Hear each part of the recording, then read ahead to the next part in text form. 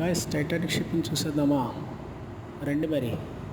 అదేంటి Titanic ship మునిగిపోయింది కదా, మంచు కొండను గుద్దుకొని చాలామంది చనిపోయారు కూడా. ఇలాంటి ఇన్సిడెంట్ని ఎవరూ మర్చిపోలేరు అనుకుంటున్నారు కదా. అవును, మీరనేది నిజమే. ఇలాంటి అందమైన షిప్ను మళ్ళీ ఇంతవరకు ఎవరు తయారు చేసి ఉంటారు కూడా. కానీ అలాంటి అందమైన షిప్ని హ్యాండ్మేడ్తో తయారు చేసి షోకేస్ పీస్గా పెట్టడం అయితే జరిగింది. ఎక్కడ అనుకుంటున్నారా?